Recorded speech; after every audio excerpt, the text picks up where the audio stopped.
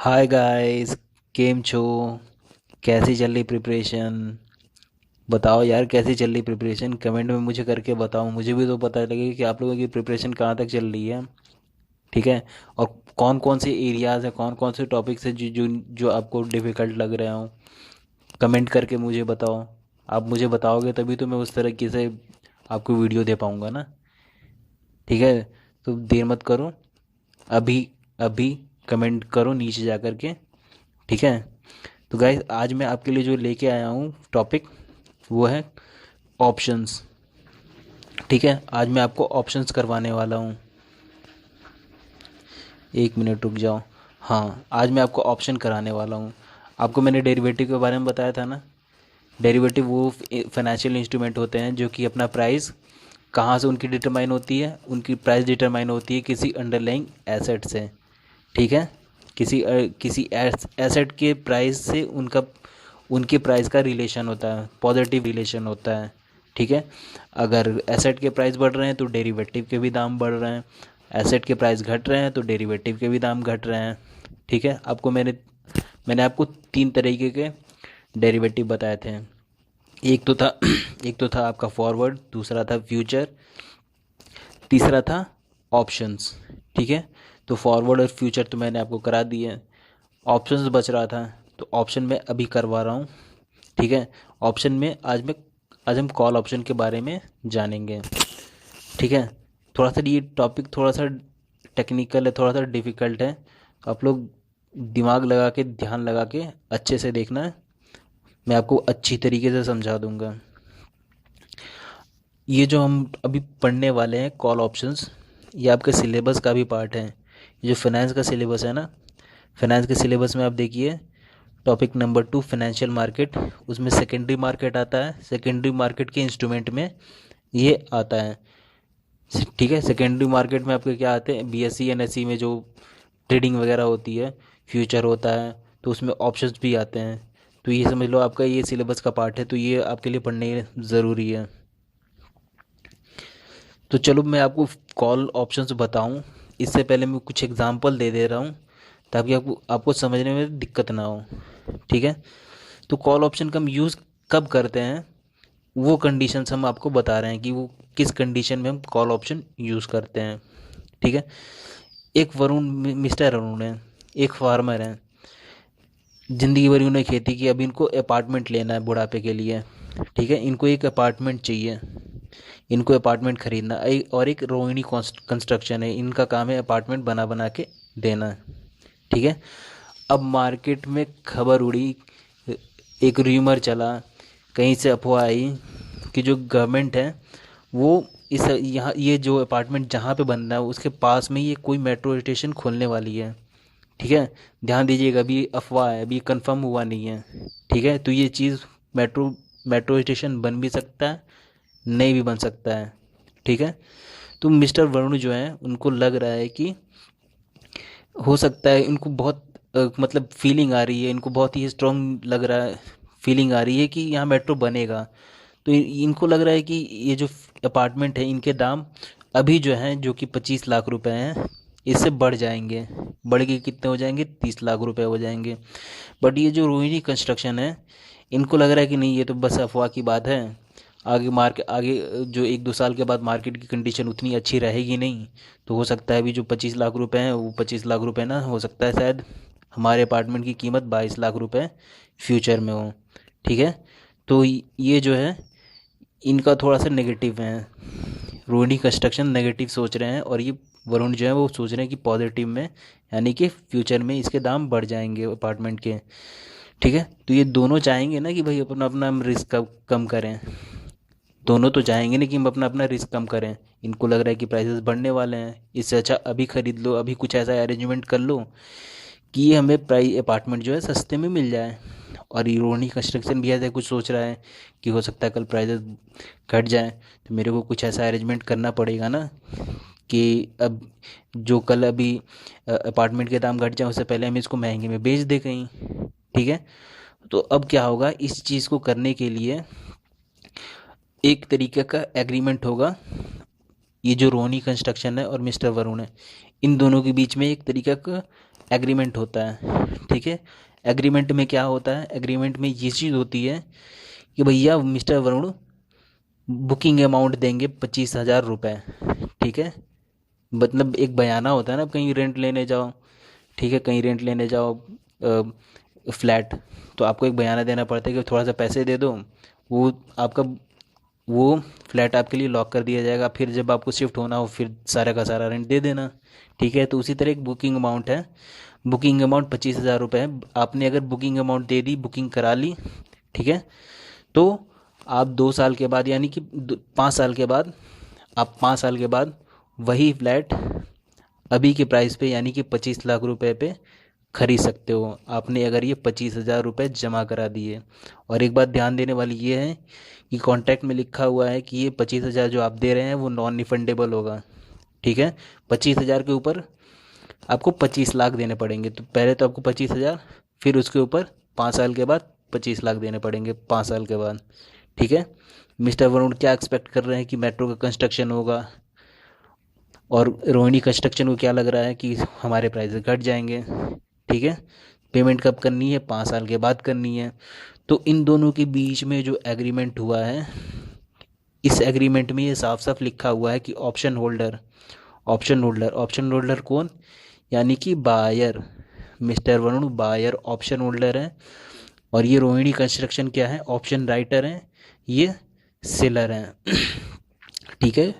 तो कॉन्ट्रैक्ट में ये बात साफ साफ लिखी हुई है कि ऑप्शन होल्डर यानी कि mister Varun has the right to by, मतलब मिस्टर वरुण ने 25,000 रुपये जमा करा दिए हैं, 25,000 जमा कराने की वजह से इनको राइट मिल गया है, इनको अधिकार मिल गया है कि ये 5 साल के बाद ये 25 लाख रुपये जो अमाउंट है, इस अमाउंट पे ये बाई कर सकते हैं फ्लैट, ठीक है। But he is not obligated two by, ये जो बायर हैं मिस्टर वरुण, इनको राइट मिला है, इनको अधिकार मिला है, ठीक है, कि ये बाई कर सकते हैं, बट इनको ऑब्लिगेशन नहीं है, इनके ऊपर कोई प्रेशर नहीं है, इनके कोई ऊपर दबाव नहीं है, कोई ऑब्लिगेशन नहीं है कि इनको बाई करना ही करना है। इनका इनका अगर मूड चेंज हो गया तो ये नहीं भी खरीदेंगे फ्लैट, ठीक है। और अगर नहीं खरीदेंगे तो क्या होगा, ये जो बुकिंग अमाउंट इनकी है ये वापस तो इनको मिलने वाली नहीं है, ठीक है, वापस इनको मिलेगी नहीं। तो अब देखिए, अगर मान लो होता क्या है, 5 साल के बाद दो सिनारियो हो सकती है, हो सकता है या तो मेट्रो का कंस्ट्रक्शन हो जाए, या हो सकता है कि मेट्रो का कंस्ट्रक्शन ना हो। अगर मेट्रो का कंस्ट्रक्शन नहीं हुआ तो फ्लैट्स के दाम कितने पे आ जाएंगे, 22 लाख रुपए पे आ जाएंगे, ठीक है।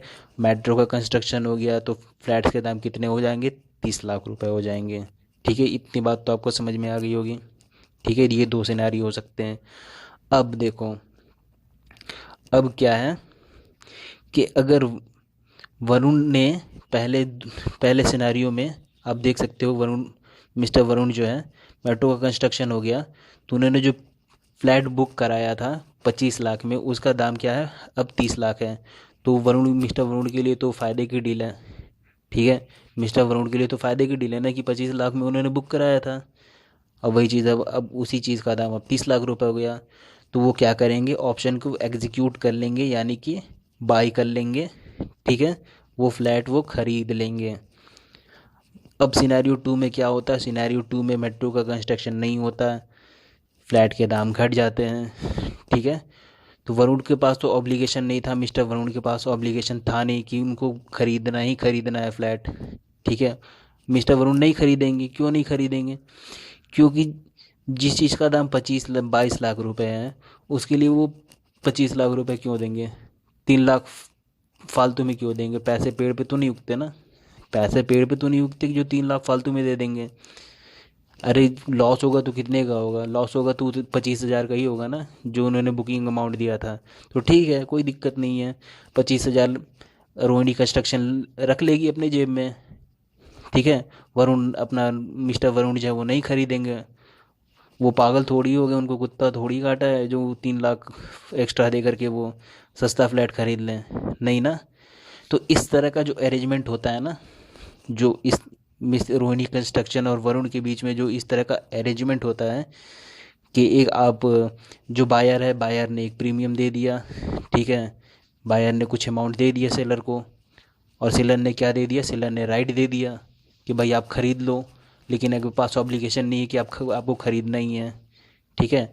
तो एक फ्यूचर में एक डेट रख दी जाती है कि भाई इस डेट पे, इस प्राइस पे आपको अगर ख़रीदना हो ख़रीद लो, नहीं अगर ख़रीदोगे तो आपका प्रीमियम मेरे जेब में चला जाएगा। ठीक है। आपका लॉस होगा सिर्फ प्रीमियम का। ठीक है, अगर आप नहीं खरीदते हो तो इस तरह का जो अरेंजमेंट है, इसी अरेंजमेंट को हम बोलते हैं कॉल ऑप्शन। इस टाइप के अरेंजमेंट को हम बोलते हैं कॉल ऑप्शन। ठीक है।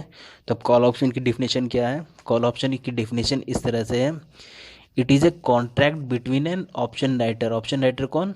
Seller, and an option holder, या ऑप्शन होल्डर कौन? यानी कि buyer, that gives the option buyer right to buy an underlying asset at a predetermined price and a pre decided date. ठीक है। Option क्या है? ऑप्शन एक option writer और ऑप्शन होल्डर के बीच में एग्रीमेंट है, जो कि ऑप्शन बायर को एक अधिकार देता है कि वो किसी एक एसेट प्राइस को एक प्री डिटरमाइंड डेट या और प्री डिटरमाइंड प्राइस पे वो खरीद सकता है, उसका अधिकार देता है, बट उसको ऑब्लिगेशन नहीं है ऑप्शन बायर को कि वो खरीदे ही। तो ये होता है आपका कॉल ऑप्शन। ठीक है। क्या होता है ये? Call option. ठीक है।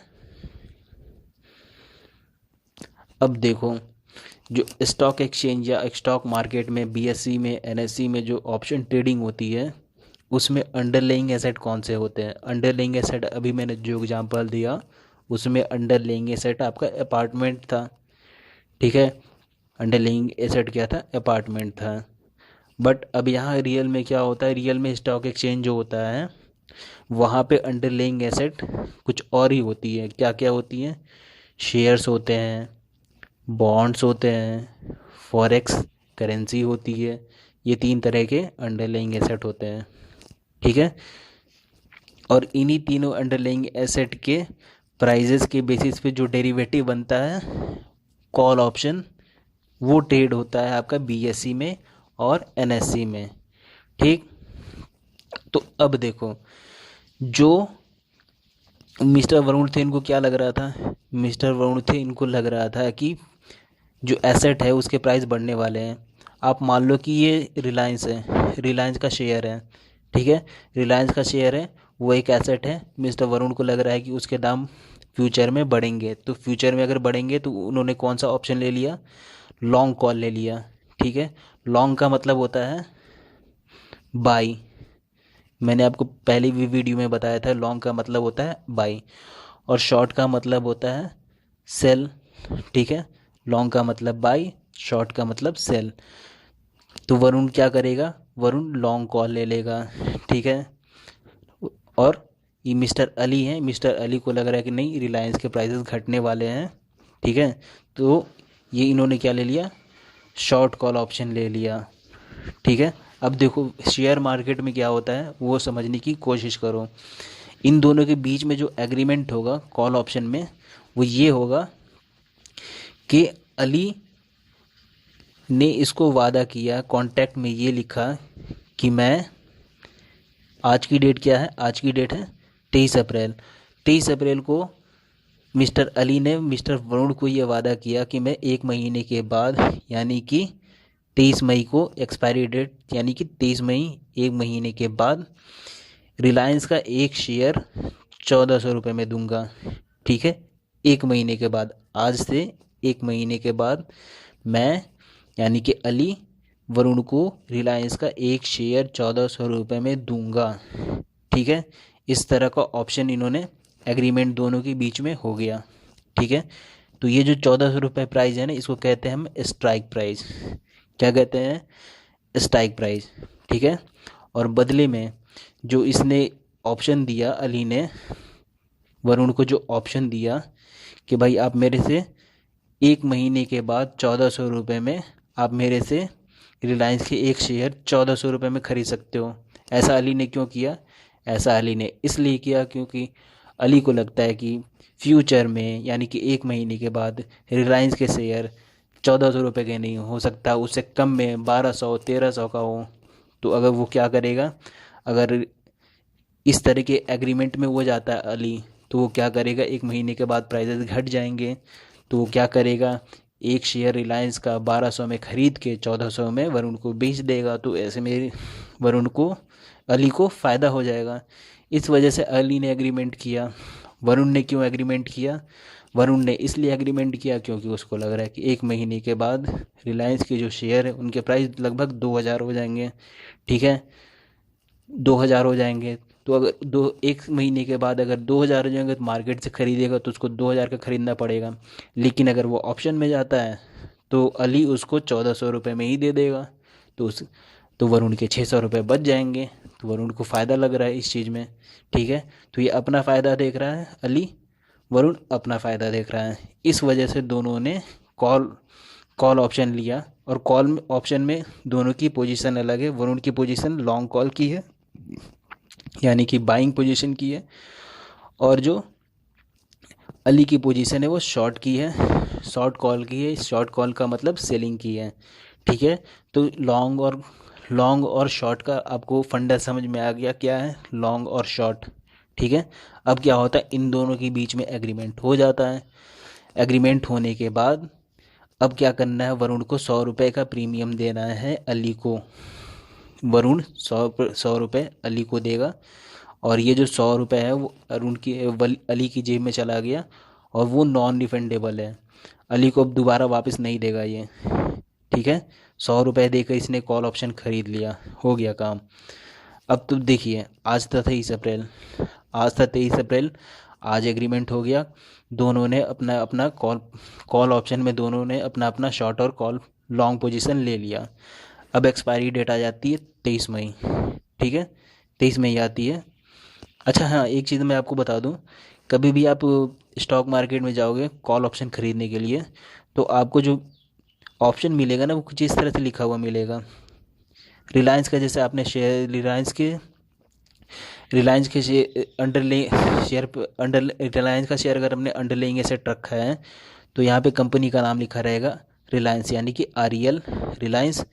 ये जो 23 है, ये आपकी क्या हो गई, ये आपकी एक्सपायरी डेट है, यानी कि मेच्योरिटी डेट है। 23 मई हो गई आपकी यहाँ लिखी हुई। ये बीच में जो 1400 लिखा है वो है आपकी स्ट्राइक प्राइस है। C का मतलब कॉल, E का मतलब यूरोपियन।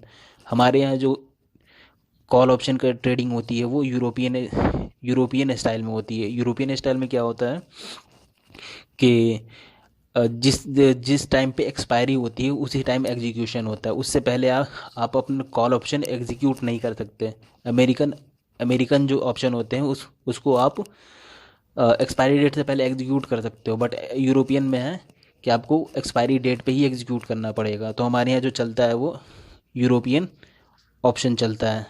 ठीक है, तो इस तरह से कुछ लिखा रहता है कभी भी आप शेयर मार्केट में जाओगे तो। ठीक है, अब देखो क्या होता है। अब देखो, मैंने बताया ना कि ये 100 रुपये इसको दे देगा, तो आप यहाँ देख सकते हो कि 100 रुपये प्रीमियम दे दिया। 100 रुपये वरुण ने अली को दे दिया प्रीमियम, जो कि नॉन रिफंडेबल है। अब देखो क्या होता है। अब ये मान लो 23 मई आ गई, 23 मई एक्सपायरी डेट आ गई। ठीक है, 23 मई एक्सपायरी डेट आ गई। 23 मई को मार्केट में जो रेट है एक रिलायंस के एक शेयर के, वह है 1600 रुपये। ठीक है, स्पॉट रेट है। स्पॉट रेट का मतलब मार्केट प्राइस उस दिन का 23 मई का 1600 रुपये। ठीक है, तो अब अली को क्या करना पड़ेगा, अली क्या करेगा, 1600 रुपये में रिलायंस का एक शेयर खरीदेगा, और वरुण को 1400 रुपये में बेचेगा। उसको बेचना ही बेचना है, दोनों के बीच में एग्रीमेंट हुआ है, उसको तो बेचना ही बेचना है। तो अली को कितना लॉस हुआ, 1400 में अली ने 1600 में अली ने ख़रीदा, 1400 में बेच दिया, 200 का लॉस हो गया। लेकिन 200 का लॉस नहीं होगा, इसने जो 100 रुपये प्रीमियम ले रखा तो वो तो काट लो ना इसमें, तो 100 रुपये प्लस कर दो आप। तो आप देख सकते हो कि अली को जो लॉस होगा सिर्फ 100 रुपये का होगा। वरुण को कितना प्रॉफिट होगा, वरुण क्या करेगा, 1400 में लेगा। ठीक है, 1400 में रिलायंस का एक शेयर लेगा, 1600 में बेच देगा। ठीक है, फ़ायदा कितना, 200 रुपये का, बट उसमें प्रीमियम भी तो दे रखा था 100 रुपये, तो 100 रुपये वरुण का प्रॉफिट हो गया। तो आप देख सकते हो कि अली का जितना लॉस है वरुण का उतना प्रॉफिट है। ठीक है, वरुण का जितना प्रॉफिट है अली का उतना ही लॉस है। ठीक, अब देखो दूसरी सिचुएशन क्या हो सकती है? दूसरी सिचुएशन हो सकती है 23 मई आ गया, मेच्योरिटी डेट आ गई, एक्सपायरी डेट आ गई। अब आज की डेट पे स्पॉट प्राइस यानी कि रिलायंस के एक शेयर के दाम 1100 रुपये हैं। ठीक है, तो वरुण क्या करेगा? वरुण एक्सरसाइज नहीं करेगा कॉल ऑप्शन। क्यों करेगा भाई? क्यों करेगा? जो चीज़ मार्केट में वरुण को, रिलायंस का एक शेयर वरुण को 1100 में मार्केट में मिल जाएगा, तो वो 1400 दे करके अली से क्यों खरीदे? 1400 दे के रिलायंस का एक शेयर क्यों खरीदे? बेवकूफ़ थोड़ी है, वो नहीं खरीदेगा। वो कॉल ऑप्शन एक्सरसाइज करेगा ही नहीं। ऐसे में क्या होगा? अली को प्रॉफिट हो जाएगा। कितने का प्रॉफिट हो जाएगा? प्रीमियम के अमाउंट का प्रॉफिट हो जाएगा, यानी कि 100 रुपये। और वरुण का कितना लॉस होगा? वरुण को जितना उसने प्रीमियम दे रखा था उतने का लॉस होगा। ठीक है, सारा फंडा समझ में आ गया, किसको कैसे कितना प्रॉफिट कितना लॉस हो रहा है। ठीक है, तो अब यहाँ पे आप देखो किसको कितना प्रॉफिट कितना लॉस, उसका ग्राफ देखते हैं हम। तो ये है लॉन्ग कॉल। लॉन्ग कॉल किसने ली थी? लॉन्ग कॉल लिया था वरुण ने। तो आप यहाँ देख सकते हो कि रिलायंस के प्राइस जब 1400 रुपये से कम है, रिलायंस के प्राइस जब 1400 रुपये से कम है, तो वरुण ने कॉल ऑप्शन एक्सरसाइज ही नहीं किया। कॉल ऑप्शन एक्सरसाइज नहीं किया तो वरुण को कितना लॉस हो गया? 100 रुपये का। ठीक है, तो ये जो आपको दिख रहा है ये वाला रीज़न, इसमें वरुण को 100 रुपये का लॉस है। ठीक है, और ये वाला जो हम रीजन देख रहे हैं 1400 रुपये से जब आगे हो जाता है अमाउंट, जब 1400 रुपये से ज़्यादा हो जाता है स्पॉट प्राइस, तो ऐसे में ये वाला जो ट्रायंगल देख रहे हो, ये वाला ट्रायंगल, इस ट्रायंगल में आप देख सकते हो कि वो रीज़न है जहाँ पे कि वरुण का थोड़ा बहुत लॉस कवर हो जा रहा है। ठीक है, अब जब ये 1500 से आगे बढ़ जाता है प्राइस रिलायंस के शेयर का, ठीक है, तब जाके वरुण को प्रॉफिट होता है। तब जाके वरुण को प्रॉफिट होता है। समझ में आई बात? तब जाके वरुण को प्रॉफिट होगा। तो ये जो 1500 का लेवल है ना, इसको हम कहते हैं ब्रेक इवन पॉइंट, क्योंकि इसी पॉइंट के आगे वरुण को जाके प्रॉफिट होना है। ठीक है, तो अगर मान लो कि 23 मई को स्पॉट प्राइस और स्ट्राइक प्राइस दोनों सेम हुई हो, यानी कि 1400 रुपये, ये लाइन दिखा रही है दोनों 1400 रुपये हो, तो इसको हम कहते हैं एट द मनी। ठीक है, और अगर स्पॉट प्राइस स्ट्राइक प्राइस से कम हो, यानी कि इस वाले रीज़न में हो, तो इसको कहते हैं हम आउट ऑफ द मनी, मतलब ये आपके जेब में नहीं आने का। ठीक है, आपकी जेब में नहीं आएगा, ये आउट ऑफ द मनी है। फिर और अगर प्रॉफिट वाले रीज़न में है शेयर के प्राइस, तो आप यहाँ देख सकते हो ये रीज़न क्या है, इस रीज़न को हम बोलते हैं इन द मनी। ठीक है, क्योंकि यहाँ पे प्रॉफिट होता है तो मनी क्या हो रही है? मनी इन हो रही है, अंदर आ रही है। अब देखते हैं हम शॉर्ट कॉल में प्रॉफिट लॉस का क्या चक्कर है, क्या क्या सीन है, वो हम देखते हैं। तो शॉर्ट कॉल किसने लिया था? शॉर्ट कॉल लिया था अली ने। तो अली को कितना प्रॉफिट हो और कितना लॉस होगा वो हम देखते हैं। अगर शेयर के दाम 1400 रुपये यानी कि स्ट्राइक प्राइस से कम हो, तो वरुण एक्सरसाइज करेगा ही नहीं कॉल ऑप्शन, और ऐसे में क्या हो जाएगा? 100 रुपये का फ़ायदा हो जाएगा अली को। तो ये रीज़न देख रहे हो कि यहाँ पे अली को 100 रुपये का फ़ायदा हो रहा है। तो ये जो रीज़न है, ये वाला जो रीज़न है, ये हो गया अली के लिए इन द मनी, क्योंकि यहाँ पे अली को प्रॉफिट हो रहा है। और यहाँ पे आप देख सकते हो 1500 का जो लेवल है, 1500 लेवल के बाद ही जा कर के अली को लॉस होना शुरू होगा। ये वाला जो रीजन है, यहाँ पे अली को लॉस हो रहा है। ठीक है, तो इस वाले रीजन को हम क्या बोलते हैं? Out of the money. ठीक है, और ये 1500 का लेवल है, इसके बाद ही जाके अली को लॉस हो रहा है। ठीक है, तो 1500 का लेवल क्या है? 1500 का लेवल वो है जिसके आगे या पीछे एक पार्टी को लॉस तो दूसरे पार्टी को प्रॉफिट होना शुरू हो जाता है। तो इस पॉइंट को हम कहते हैं ब्रेक इवन पॉइंट। ठीक है, अब दोनों का प्रॉफिट और लॉस का जो सिनेरियो है वो हम एक साथ देखते हैं। तो आप यहाँ देख सकते हो अली का प्रॉफिट, जितना अली का प्रॉफिट हो रहा है उतना वरुण का लॉस हो रहा है, जितना वरुण का प्रॉफिट उतना जितना अली का प्रॉफिट उतना वरुण का लॉस हो रहा है। ठीक है।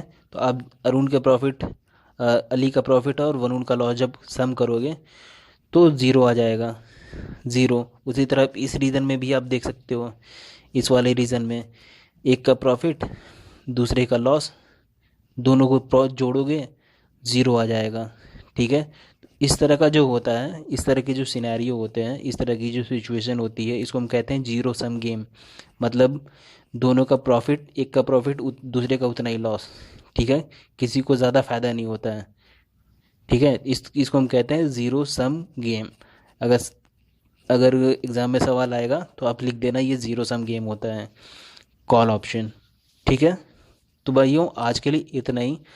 अगर कोई डाउट आ रहा हो तो बेझिझक पूछो, कमेंट बॉक्स में जाओ, मज़े से पूछो। और वीडियो अच्छा लगा तो लाइक दबाओ, शेयर दबाओ। ठीक है। और पहली बार वीडियो देख रहे हो तो सब्सक्राइब ज़रूर कर लो, क्योंकि इस तरह की बढ़िया बढ़िया वीडियो मैं ले आते रहता हूँ आप लोगों के लिए। ठीक है। तो चलो गाइस आज के लिए विदा लेता हूँ। चलो बाय बाय बाय।